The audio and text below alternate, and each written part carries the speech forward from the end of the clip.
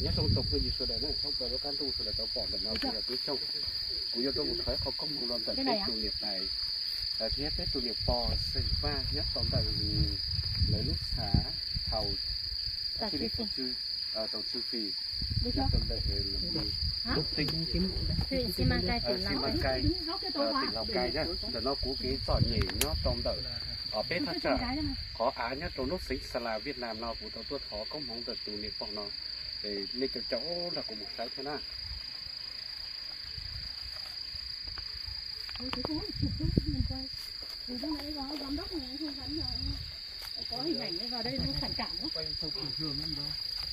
có liền mà có cho có tốn tiền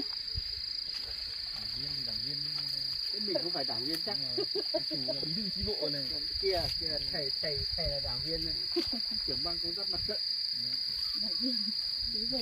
tổ chức mặt trận đấy ông bà cán bộ huyện vào đây còn tầm tới cán bộ huyện cả đấy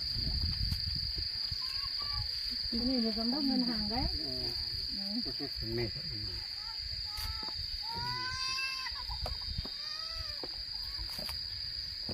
ngân hàng phải đến xin bà mới được quá ủng hộ cho làm ăn không thông. Anh Sùng ơi, cái giấy của anh Cúng đâu rồi, anh hóa đi. Ở đây mà. Hóa đi cho bà nhận cái. Chị xem cái giấy. Đây, hóa một tờ nữa. Tí nữa, lấy cái khác. Đây cho chú muốn lấy một tờ à?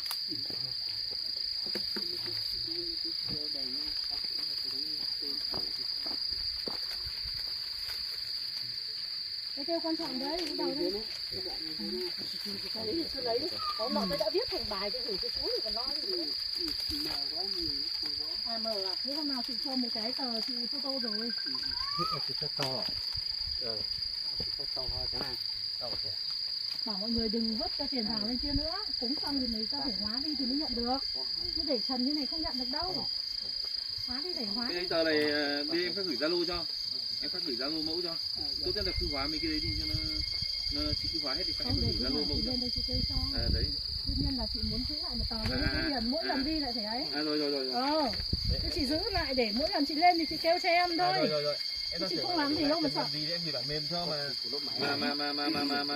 gửi cái cần gì phải lấy. Là hôm nọ chị viết hẳn ra bài cúng rồi. Dạ vâng. Cho tấm đuổi. Muốn huấn luyện cho ông này làm thầy cúng. Để cho bà con đến đây không biết thì còn lễ hộ. Làm ở đây đi. Vâng. Em bảo hôm nọ đi xuống em dạy cách xem này, dạy cách đấy. Em muốn dạy cho ông này làm thầy cúng này. Đó, dỗi đi xuống đấy dạy cho 2 buổi là biết rồi. Thầy thuốc rồi, là thầy cúng là nó còn đang đi tham đi bán thuốc. Thế bảo dạy cho để bà con lên đây không biết khấn ấy. Có thuốc mới phải có cả biết cúng đấy anh thầy giáo ạ. Đúng rồi. Anh phải biết phải cúng chứ. Tất cả đấy. Ví dụ như ngày lễ này, cái ngôi mộ này nếu mà cúng đắc lộc nhất là phải ngày mùng 9 tháng 9. Đắc lộc nhất là phải ngày mùng 9 tháng 9. Hôm nào anh xuống thầy cúng này thì nhớ vào tôi nhá. Vâng. Nhà bác cũng ở giáp với nhà thầy cúng đấy. Ông này ngày xưa làm ngân hàng của Simacai đấy. Tôi làm Simacai đấy. Ông còn đi thu vốn mãi trên này rồi ấy. Đi kiếm chém mặn thần từ thần. Tuần nào cháu xuống mà ngoài cháu ở Na Hối. Nó làm rể ra hối vậy. Ô thế à? Rể Na Hối là làm rể con nhà ai? Con dê. Ông dê phép bụng à? Ông dê ở phép bụng à? Không, ở trên ngày thầu ấy. Trên ngày thầu. Ông dê mà ở chỗ thầu ấy nó làm sự thơm rồi nghỉ. Vợ nó xinh lắm. Còn phải co nguồn điện và co ra người Tây à?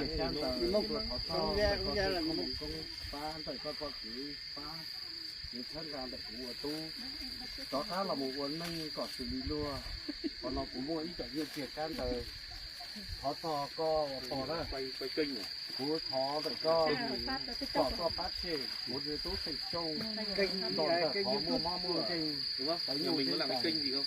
tới nhung vào YouTube này đáp thành đáp còn lọt trong kênh YouTube đúng không? Tên là gì để tối về tôi mở tôi xem. Tên kênh YouTube là gì? Không phải YouTube.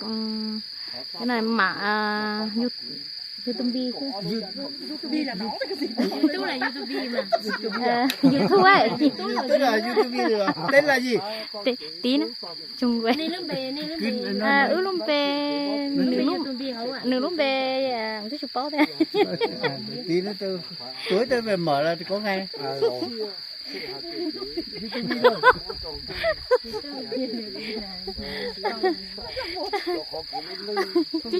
Tôi chụp báo hay. Cái chết này vẫn còn bao tiền vàng đấy.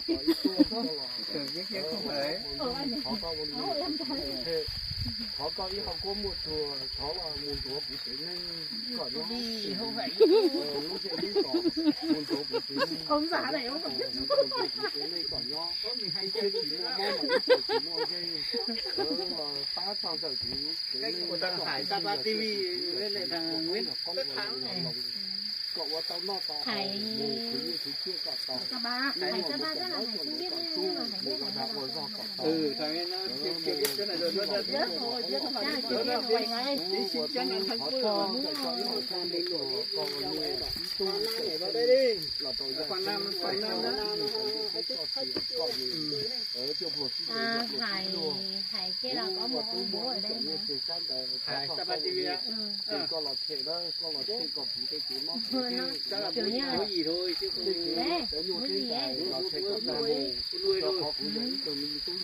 đúng rồi Cái ông kia là rất là khó khăn không nói Hải. Nó là một cái Làm một cái ngôi nhà rồi. đấy. Chắc là nhỏ của nuôi. Đấy nó Nó cho lên là ở biển. mà ông kia cũng chỉ nói là con trai ấy. Cũng là làm một ngôi nhà. họ có một chỗ là chơi của tôi nó cả cho mình chỉ là như là phụ na của tụ chơi là phụ của con là phụ gì mua la ô lụa là cọ tàu mua của đã ô do là cọ tu có Trời tao nói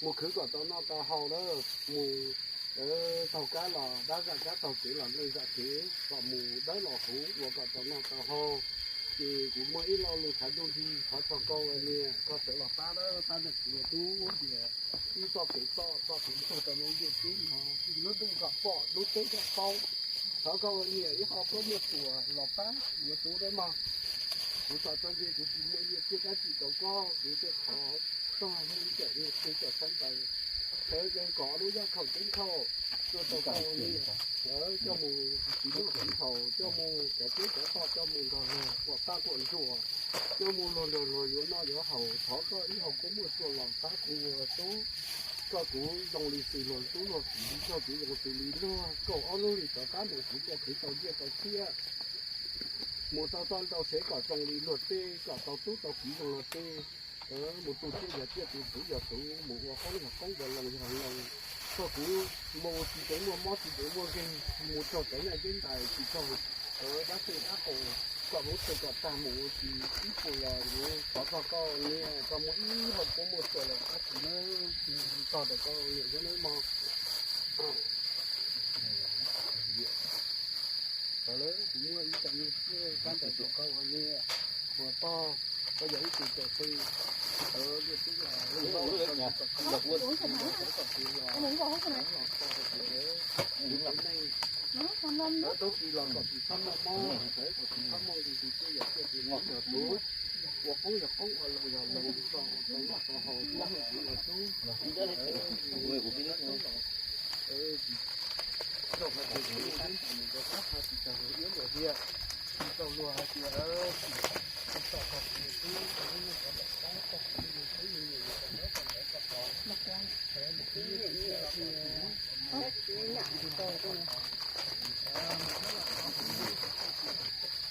Cái này phải đốt hết thế này, bà bây giờ cái cắm ở trên này làm sao mà bà được? không ai cả. Cầm không phải ai cắm biết không đốt phải hết này hai cái mâm. tìm Nhớ của chú mà. Rồi. Vứt đây sao?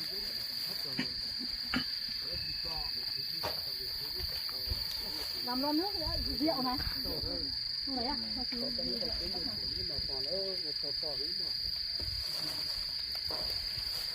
anh ơi đặt ra đeo kính nhá. Anh ơi. Lát tao nói thác lên tên là gì, YouTube gì đấy? vâng anh tên là gì đấy? anh Tú ạ. Anh Tú đó mà. Nên nó có lấy nhiều thôn nó nào. À vâng, cái sông Tô Bi này gì? Vâng, là tú người Mông mình gọi là tú mua bê. Tú mua bê. Vâng. Mua bê. Mua bê. Mua bê. Vâng. Tú mua bê để tôi về tôi xem. Vâng. Bác về mở Tôi xem về đi. tôi xem, càng xem nhiều anh càng tốt. Vâng, mua bê nhá. Cố gắng cảm ơn bác nhá. Vâng. Tú mua bê. Lá có đi tao nó.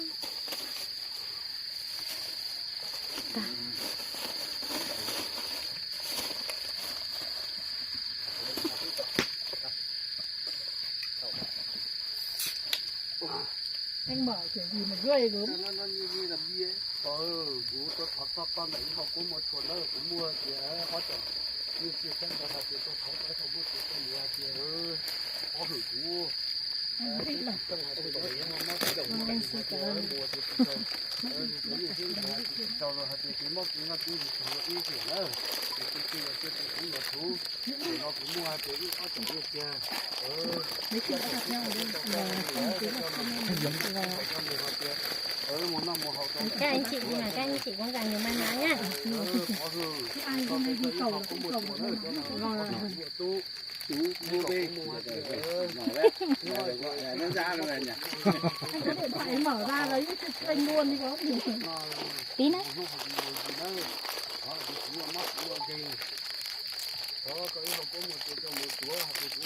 Thường lễ năm lễ là người xin là xin nhưng bà về cho con sở cầu muốn sở nguyện như tâm.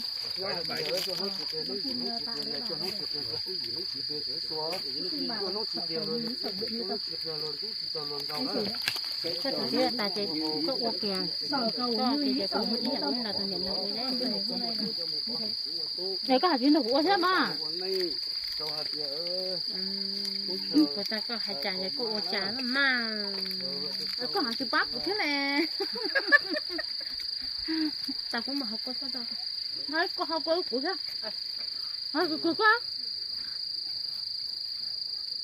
Lò lấy như lấy chia, lò lấy hai cái gì phân để lò lấy hai cái giờ khẩu chính khẩu đấy vào đấy cho một năm cho một cái gì bằng đấy ta học cái học có mua chùa cho lò bò thử mua tu nó cho cả mua món mà đây mua hạt dẻ chỉ cho hạt dẻ chỉ cho hạt dẻ cho trồng đu cho cái trồng đu Đi cái đường trên này có đi được không? Tôi không biết. Chưa đi. Thế nãy mình đi đường nào? Đi bên kia mà nó rộng lắm. Vâng, đúng rồi. Thôi đi trên này mấy ông xã này nói quá gì. Cho mình đi lên trên. Ở trên này nó bảo là họ dọc hết không cho đi rồi. Đây này là cá mò.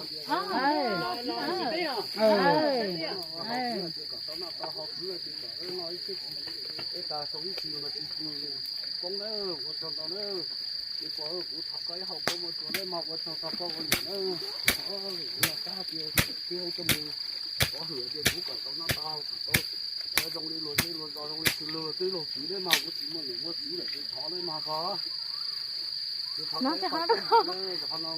Cho nó mỏ đâu con. có hửa chỉ trong một có hửa cũng có hửa chỉ trong một có hửa kia có hửa thu tiền rồi mà tiền trong đấy mà nữa mà sẽ có nhiều tiền nữa thì cũng phải cũng đi cho sẽ có lý nữa mà Dạ.